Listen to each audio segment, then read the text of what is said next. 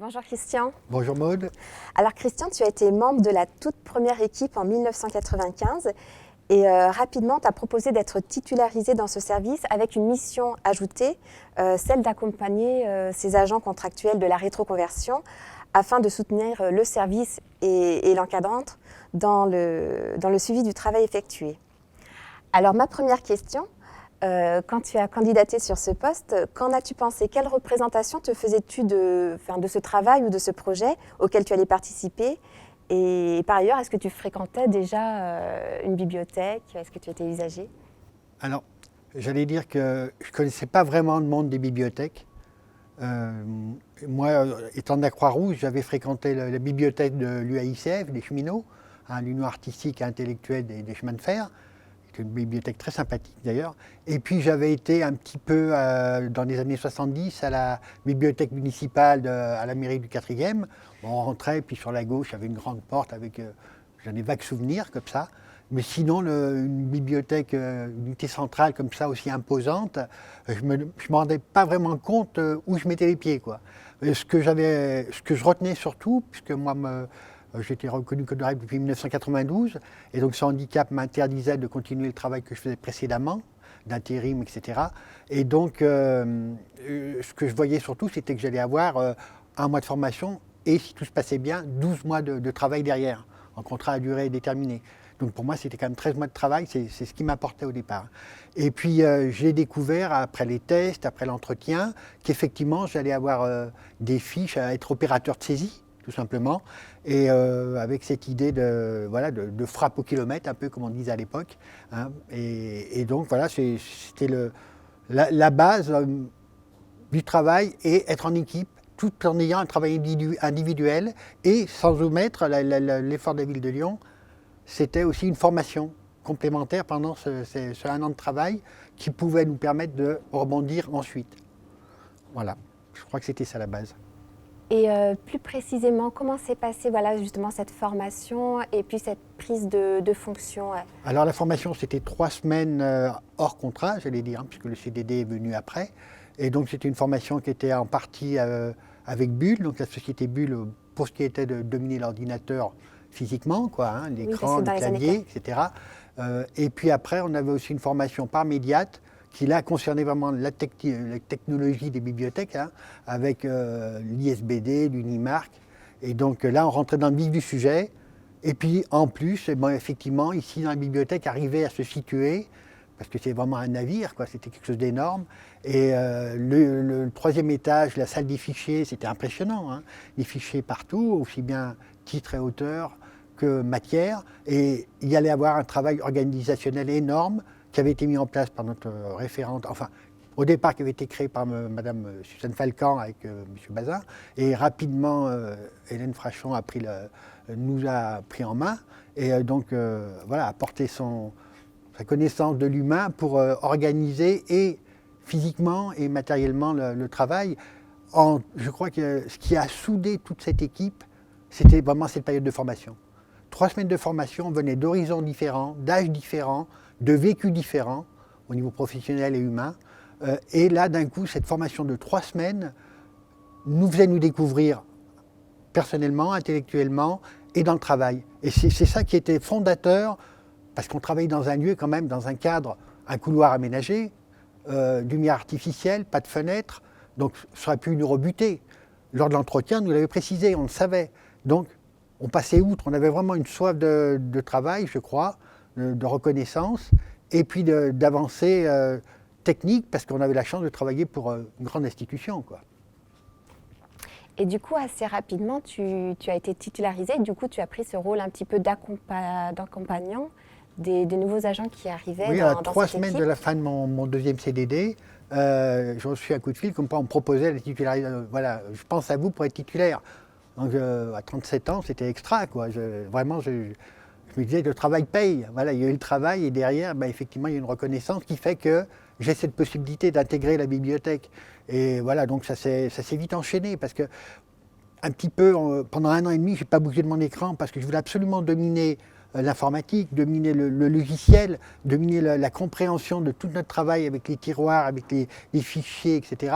Et j'ai commencé à m'ouvrir un petit peu à tous les espaces autour, tous les services et départements, qu'après 1 an et demi de travail, une fois que j'ai eu l'impression de bien être en phase avec mon activité. Et là, d'un coup, j'ai découvert qu'il y avait tout un univers autour, la salle du fonds ancien, qu'il y avait les collègues en périodique, le bibliobus, et que j'étais dans un univers merveilleux, quoi. Impitoyable, merveilleux. Et voilà, ça s'est fait par étapes, avec cette envie de mordre un petit peu dans ce milieu qui n'était pas forcément bien le mien à la base. Et alors du coup, on l'évoque un petit peu, voilà, ce travail qui est quand même un travail de grande ampleur. C'est un gros chantier qui demande pour les agents une grande rigueur, une grande concentration. Quelles aptitudes ou qualités étaient nécessaires justement pour mettre cet accompagnement? Parce qu'on a parlé un peu du profil particulier de ces personnes finalement qui ne venaient quasiment pas du tout du monde des bibliothèques. Comment, voilà, je ne sais pas, quel type de questions, quel type de sollicitations, qu'est-ce qu'il a fallu mettre en œuvre de particulier dans cet accompagnement? Alors il y a eu plusieurs étapes. Il y a eu l'étape où pendant 2 ans, les 2 premiers CDD, j'étais là effectivement comme les autres à faire de la frappe au kilomètre, essayer de travailler sur Paprika, qui était un logiciel assez clair, une zone de titre, une zone d'adresse, etc., assez succinct. Et puis pendant cette période, à un moment, j'ai fait partie des 5 personnes sur les 23 ou 24 qui étaient là, à superviser un petit peu le travail des autres, vérifier le travail des autres pour être sûr qu'il y ait vraiment quelque chose de correct. Et puis suite à ça, donc l'embauche. Et là, au niveau de l'embauche, après, on a été un petit peu démultiplié parce qu'on avait commencé par le fichier auteur, titre, à partir de 801. On avait enchaîné par les indexations matières. Tout ça, ça faisait plus d'1 million de notices, des tiroirs à gogo, si j'allais dire. Et puis après, donc, il y a eu une sorte de subdivision avec l'arrivée du fonds jésuite, 500 000 documents, et ces fameux registres du fonds ancien, où notre responsable, qui nous avait bien jaugé, a su nous subdiviser les 3 qui avions été titularisés. Un plus occupé avec les jésuites et l'équipe des jésuites, des CDD qui travaillaient sur les jésuites. Moi, avec ma collègue Nathalie, qui, elle, travaillait sur les périodiques. Gros travail sur les périodiques du Fonds général. Et puis, moi, on m'avait attribué le rôle, toujours supervisé par Hélène Frachon, des registres d'inventaire, enfin des registres du Fonds ancien, où là, j'avais, suivant les équipes, 4 ou 5 personnes avec moi, et que j'essayais d'accompagner du mieux possible. Alors, comme je le disais tout à l'heure, la formation avait été un lien. On était tous sur le même bateau. Et puis alors, après, suivant les spécificités, les connaissances de chacun, si on tombait sur une notice en latin, on avait certaines personnes qui dominaient mieux le latin, des notices en allemand, d'autres connaissaient mieux l'allemand. Donc on s'épaulait, il y avait vraiment une cohésion. Et puis voilà, on dépeignait peut-être un peu dans la bibliothèque, puisque vous avez 23 personnes qui débarquent comme ça en salle de pause pour boire un café, avec peut-être notre humour, voilà, on était un peu extra bibliothèque, mais petit à petit, voilà, ça s'est fait, et surtout, le travail a été formidable, je crois, tout le monde le reconnaît. Il y avait une solidarité, une complicité il y avait vraiment une solidarité. sur le terrain. Et je crois que ça s'est aussi fait parce qu'on avait à notre tête, on a eu des différentes personnes qui ont été à notre tête, ont compris, ont saisi l'humain à travers bien sûr qu'il y avait le travail, bien sûr qu'il y avait des choses, des normes et des statistiques et à arriver à des résultats, mais il y avait aussi un aspect humain qui était pris en compte, que ce soit par la formation, que ce soit le temps qu'on a passé à échanger hors travail avec les uns et les autres pour tous avancer, que laisser personne sur le côté. Il y avait ce côté-là, quand je parle d'iceberg, c'est un petit peu ça que je veux faire ressentir. Alors du coup, pour essayer de mieux comprendre, approcher comment le travail se faisait justement dans le service de la rétroconversion, on a sorti un registre manuscrit et aussi un registre d'inventaire. Mmh. Alors, un registre d'inventaire... Alors, il nous a bien été utile, les registres d'inventaire nous étaient bien utiles quand on avait des coquilles, entre autres. Quand il y avait des coquilles au sens qu'on avait, par exemple, une cote qui était fausse. Donc, le document, il n'était pas accessible au lecteur. Un lecteur demandait un document par la cote, et puis quand les collègues allaient chercher le document, ce n'était pas le bon document, ou il n'y en avait plus. Donc, là, on avait un travail d'aller, personnellement, voilà, d'aller voir, effectivement, essayer de retrouver le document, grâce aux cotes, en faisant un petit peu un ajustement, d'où pouvait venir l'erreur de cote, les 2 derniers chiffres inversés, etc. Et ces registres d'inventaire étaient vraiment un plus incroyable. Ils ont été alimentés jusqu'aux années 60, je pense, quelque chose comme ça, Oui. 1960. Après, il y a eu le passage informatique. Donc, pour qu'on comprenne bien tous, voilà, les registres d'inventaire, en fait, ce sont des documents en bibliothèque qui enregistrent à chaque fois qu'un document rentre dans les collections et devient du coup un bien public. On a un numéro d'entrée, on a une date d'entrée du document, et puis voilà, on a comment on peut dire, un embryon de notice très succincte, un nom, quelques mots pour le titre, une adresse. Bon, ça reste vraiment, vraiment très léger, mais effectivement, c'était aussi une source qui était utilisable par le service de la rétroconversion. Et après, ensuite, on avait les vrais catalogues papier. Du coup, le bibliothécaire recevait le document. Alors là, il s'agit du catalogue alphabétique par nom d'auteur. Donc, on a choisi la lettre M. Et donc, quand le bibliothécaire recevait le document, donc il le cataloguait en fonction voilà, du nom de l'auteur. Donc là, on a Henri Meibom, professeur en médecine. Meibom, M-E-I-B-O-M, je pense. Voilà. Et donc, sous cette entrée auteur, le bibliothécaire qui recevait l'ouvrage, donc c'est pour ça qu'on voit différentes écritures, rentrait les différents livres qu'on avait associés à ce nom. Donc, voilà, on retrouve le numéro, le titre, une date, et puis voilà la cote attribuée. Puis là, quelques mentions qui, je crois, viennent du service de la rétroconversion. C'était des notes qui étaient apposées. Voilà, donc la croix, c'était une création. D'accord. Le M, c'était un livre qui était du Fonds moderne, Oui. Donc qui existait ou qu'on reprenait. Et puis le A, c'était un livre qui était du Fonds ancien, donc jusqu'à 1800 inclus. Et donc, on voit qu'il y a des écritures différentes, qu'il y a des pages qui sont plus ou moins en état. Normalement, c'est par titre ou par auteur, mais on voyait aussi qu'il y avait pour certains ouvrages, aussi par indexation matière. Donc il y a un melting pot, j'allais dire. Ça remplaçait un petit peu ce qui est arrivé après avec les fiches titre-auteur, avec les indexations matière. Voilà, c'était un petit peu la récapitulation de tout ça dans ces 80, je crois qu'il y en avait 90. Alors 90 volumes, voilà, c'est ça, effectivement. 90. Donc excepté les deux concernant les périodiques. On est intervenu en 3 ans pour, je crois que c'est l'équivalent de 220 000 codes, quelque chose comme ça. 240 000 codes. Donc voilà, il y a eu un gros... Alors, on était suivant les équipes de 4 ou 5. Donc ça a été un gros travail, on peut le voir. Et surtout qu'à cette époque-là, on n'avait pas accès aux documents, on n'allait pas dans les silos. Donc voilà, on disait souvent, par rapport à certaines données qui étaient très succinctes, on disait c'est un premier jet, une approche. Il n'y a pas grand-chose où il n'y a rien, là on amène quelque chose. Je me souviens qu'en anecdote, par exemple, on est tombé sur des données, ici ou bien au Fonds moderne, où on n'avait pas de titre. Donc à cette époque-là, on mettait en majuscule en dessous, dans la zone de titre à préciser. Voilà, c'était un premier jet, j'allais dire, une avancée.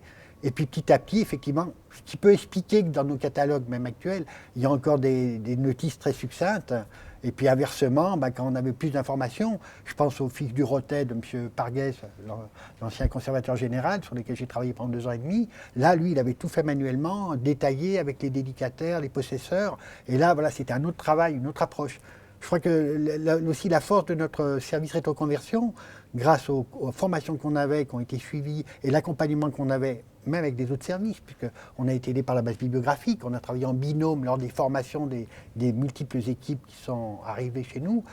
Donc tout ça faisait qu'on a petit à petit, on enrichissait les notices, et on s'enrichissait nous, parce qu'on découvrait... Je disais que c'était presque, pour motiver un petit peu les collègues, je leur disais souvent, voilà, il faut trouver le coupable. C'était presque, pour moi, quelque chose de policier, vous voyez. Une enquête à mener. Et donc voilà, on n'avait pas trop d'infos, et on mène une enquête, quoi. Donc il fallait garder ce côté humour aussi pour avancer dans les conditions dans lesquelles on travaillait, mais je crois que tout le monde percevait qu'on faisait quelque chose qui nous dépassait, quoi. Les données étaient rentrées à un moment sur Paprika, qui n'était pas accessible au départ au lecteur. Et puis d'un coup, je me disais, c'est un petit peu comme on va mettre en route un barrage hydraulique et d'un coup, on va appuyer sur un bouton et tout va sortir. Toutes les données vont être données au lecteur. C'est un petit peu ça. Je me disais, la richesse, c'est ça, on va leur donner à boire et à manger, mais quelque part, ils vont avoir l'info qui va leur permettre d'avoir le document. Ce côté service public, on l'avait quand même en tête. Hein. Et on pensait aux collègues qui étaient dans les silos, qui donnaient les documents en disant, attention, erreur de code, conséquences importantes. Tout ça, c'était vraiment, nos responsables nous l'avaient fait sentir, nous l'avaient fait vivre. Et quand on a eu accès aux documents quelques années plus tard, puisqu'on a travaillé sur le fort ancien, là, on s'est rendu compte de ce qu'on apportait, de ce qui était au quotidien pour les collègues qui étaient dans les silos. Et pour et toute la communauté aussi de chercheurs ou d'étudiants ou le public qui s'est intéressé par les et collections. En ligne aussi. Et puis, ce que j'ai aimé aussi dans ce travail, ça a été l'interactivité avec les autres services. Hein, la base bibliographique, on était en binôme pour la formation des équipes qui arrivaient. Le service des périodiques, comme on peut le voir, le fonds ancien. Donc, vraiment, on a été, petit à petit, on a fait notre trou, mais par rapport au travail que l'on faisait, d'un coup, on a percé un petit peu et on a été un petit peu partout. Je me souviens de Guy Delorme à l'époque pour ce qui était les périodiques, qui nous a donné des cours importants.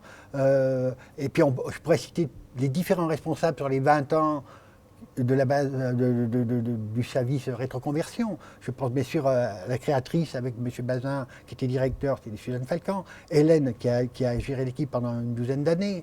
Claude Saint-Gall de Ponce, qui est arrivé derrière aussi une dizaine d'années. Toi-même, hein, qui est là encore, donc une bonne dizaine d'années. Voilà. Et puis j'aimerais aussi citer les remplaçants, j'allais dire, hein, comme dans l'équipe de foot. Ça a été un petit peu Pierre-Marie Brou, qui est venu pendant 1 an, et puis Guy Père. Voilà, qui a été aussi avec nous. Donc voilà, c'est une petite équipe de base.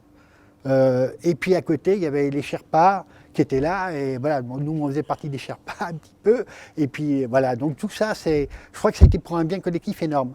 En concernant la formation, je ne voudrais pas omettre de citer Virginie Serre, qui a été au niveau technique, et au niveau technique, était là pour nous accompagner, pour accompagner les équipes, pour l'ISBD, l'Unimark. Et puis c'était la partie théorique, Virginie Serre, et nous la partie pratique, en binôme avec la base bibliographique. Du coup, pour résumer un petit peu, c'est vrai que tu as parlé de différentes choses. On avait surtout évoqué les catalogues auteurs, les catalogues matières. Mais effectivement, dans une grande bibliothèque comme ça, on a d'autres fichiers, des fichiers provenance, des fichiers possesseurs, illustrateurs, graveurs. Et sur ces différents fichiers, on était plus ou moins amenés à travailler pour la saisie informatique. Et pour terminer aussi sur cette saisie, donc si je résume les principales difficultés, on peut les voir d'ici, c'est vrai, l'état des documents dont on parlait, les écritures qui peuvent être difficiles à lire. On a parlé aussi du bagage linguistique, hein, parfois, par rapport à ses compétences propres, essayer de comprendre correctement une entrée. Et puis aussi, ce que tu évoquais, effectivement, on travaillait sans le document. Et oui, ça, c'était une très grosse difficulté. Il y avait une nécessité d'avancer, donc on ne puis on pouvait pas se retrouver à 23 dans les silos. Hein, c'était bien. On avait un suivi, on était présents. Alors au début, journellement, hein, on vérifiait le travail des collègues. Puis après, avec la confiance, avec le temps, avec leur investissement, on regardait leurs notices une fois par semaine ou une fois par mois. Voilà. Donc il y a vraiment eu constamment une équipe soudée et j'ai le sentiment, qu'on a tous été dans la bataille ensemble. Est-ce que tu aurais un dernier mot à partager avec nous? Le dernier mot, c'est un petit peu le côté je prends l'image de l'iceberg. Hein. L'iceberg, il y a la partie évidente qui était des résultats qui étaient attendus et qui ont été, je crois, réalisés. On a su aussi s'adapter avec le temps, avec les différentes collections qui sont arrivées. On a vu qu'il y a vraiment une évolution. Et puis cette partie cachée de l'iceberg qu'on parle moins, c'était quand même la réinsertion sociale, l'encouragement au travail, à se relancer dans la vie professionnelle et peut-être même dans la vie de tous les jours. Et j'ai eu la chance, j'ai fait partie de ceux qui ont été, comme je disais en rigolant, les gueules cassées, qui ont réussi à avancer. Parce qu'autour de nous, on a eu une compétence, une disponibilité, et puis un atout-cœur, j'allais dire, qui a fait que on a été dans le même bateau, et les 170 personnes qui sont passées dans le service en 20 ans, je crois que j'ose espérer qu'elles ont été vraiment ça leur a permis, je sais qu'il y en a beaucoup qui ont rebondi. Hein. J'ai des collègues qui sont dans la police nationale, il y en a une autre de la police scientifique, il y en a une autre qui est voilà, j'ai plein d'exemples de personnes qui ont rebondi dans différentes activités. Dernièrement, la semaine dernière, une ancienne collègue de 2014 qui est maintenant en CDI à la FNAC, dans le rayon des romans. Donc vraiment, ça a été porteur. J'ai le sentiment que ça a été porteur pour au moins, je dirais, 60% des gens qui sont passés avec nous. Et ça, moi, c'est un grand merci intellectuellement et pour moi aussi, parce que je fais ma carrière à la bibliothèque, 23 ans à la bibliothèque. Donc, voilà, c'est parce qu'on m'a fait confiance et qu'il y avait une compétence humaine aussi importante que l'intellectuel, j'allais dire. Et ça, c'est incommensurable. Merci. Merci beaucoup Christian, un grand merci d'avoir accepté de répondre à toutes ces questions. Merci aussi à Hélène d'avoir bien voulu partager ses expériences et ses souvenirs en lien avec ce grand projet qui est l'informatisation des catalogues et qui représente encore un défi pour les bibliothèques. Aujourd'hui, en 2020, il y en a encore beaucoup qui se lancent dans la rétroconversion de leur catalogue. Donc ce partage d'informations, ce partage d'expériences par rapport à la Bibliothèque municipale de Lyon est très important. Merci à tous les deux. Merci, parce que c'est important aussi qu'on en parle, je trouve.